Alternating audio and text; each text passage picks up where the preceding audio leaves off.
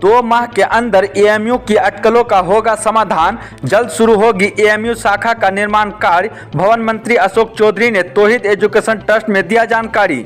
जी हां, बिहार सरकार के भवन मंत्री डॉक्टर अशोक चौधरी शहर के तौहीद एजुकेशन ट्रस्ट खगड़ा में इमाम बुखारी प्राइवेट यूनिवर्सिटी के शिलान्यास समारोह को संबोधित कर 21वीं सदी का बिहार का निर्माण करने के लिए 2 माह के अंदर एएमयू की अटकलों का समाधान कर जल्द से जल्द एएमयू की शाखा का निर्माण कार्य शुरू करने की जानकारी दिया।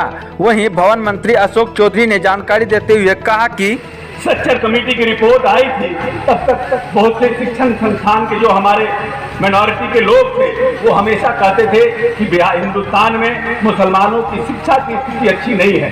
2 कौम जिसकी आबादी बहुत बड़ी है इस देश में, लगभग 35% 40% आबादी है दलितों की और अल्पसंख्यकों की। वो 40% जो आबादी है अभी भी आज़ादी के इतने साल बाद भी राजनीतिक रूप से, शैक्षणिक रूप से, सामाजिक रूप से और आर्थिक रूप से कमजोर है। इसीलिए सरकार ने बहुत से कानून बनाए कि उनको हम मेन स्ट्रीम में लाने का काम करें, लेकिन फिर भी सरकार के कानून बनाने के बावजूद भी आजादी के 73-74 वर्ष बाद भी जो शिक्षा की व्यवस्था होनी चाहिए इस कौम में वो नहीं है। कहीं न कहीं जो इस समाज के लोग रहे, जो इस समाज के नेता रहे, उनमें कहीं न कहीं कमी रही। हम तो धन्यवाद देते हैं माननीय मुख्यमंत्री अपने नेता नीतीश कुमार को, जिन्होंने 15 वर्ष तक प्रदेश की बागडोर संभाली और यह प्रदेश 24,000 करोड़ का बिहार था और आज 2,18,000 करोड़ का बिहार करने का काम माननीय नेता ने किया है। इस सीमांचल के इलाकों में शिक्षण संस्थानों के निर्माण में उन्होंने अहम भूमिका अदा की है। चाहे इस प्रदेश में एएमयू के लिए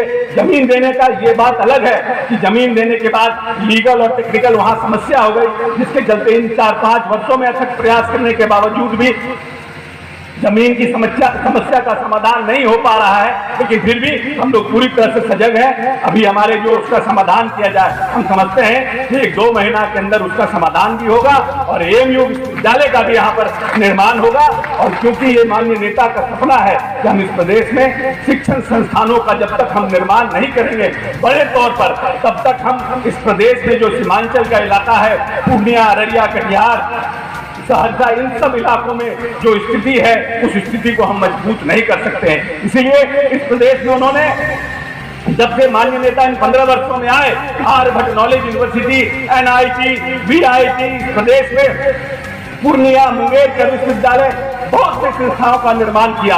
और जो जब माननीय नेता इस प्रदेश में आए थे, 10.5% बच्चे स्कूल के बाहर थे। इस प्रदेश में तालमी मरकज का गठन करके, टोला सेवा का गठन करके इस प्रदेश में जो 10.5% बच्चे स्कूल के बाहर थे, जो दलित और मुसलमानों के बच्चे थे, उनको स्कूल में लाने का काम किया। और आपको जान के प्रसन्नता होगी कि 1% से कम बच्चे अब स्कूल के बाहर रह गए हैं। हमें और शिक्षा में काम करने की आवश्यकता है। माननीय नेता चाहते हैं कि हम इस प्रदेश को 21वीं सदी का बिहार बनाएंगे। 21वीं सदी का बिहार तभी बन सकता है जब हम बड़ी आबादी दलित और पिछड़ों की, जो इस प्रदेश में अल्पसंख्यकों की आबादी है, जब तक हम उनको शिक्षित नहीं करेंगे, उनको हम मेन स्ट्रीम में नहीं लाएंगे। जो बड़ी आबादी इस प्रदेश में आधी आबादी महिलाओं की है, छात्राओं की है, उसको हम जब तक शिक्षित नहीं कर पाएंगे तब तक हम 21वीं सदी का जो बिहार का सपना उन्होंने देखा है वो सपना पूरा नहीं हो सकता है। आइए, जिस नीतीश कुमार ने इस बिहार को, जो बिगड़ा हुआ बिहार था, जो पूरी तरह से अस्त-व्यस्त बिहार था, जहाँ बिजली नहीं थी, जहाँ सड़क नहीं था, जहाँ शिक्षण संस्थानें नहीं थी, जहाँ अस्पताल नहीं था, उसको दोबारा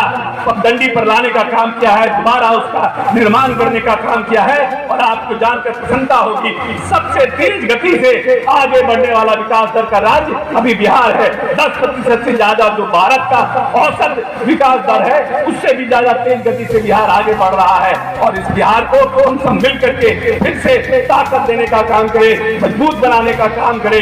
हिंदू, मुस्लिम, सिख, ईसाई सब मिलकर मिन्नत के साथ, न्याय के साथ विकास की जो अवधारणा अपने नेता की है, उस अवधारणा को पूरा करें और एक नए बिहार का, 21वीं सदी के नए बिहार का निर्माण करें।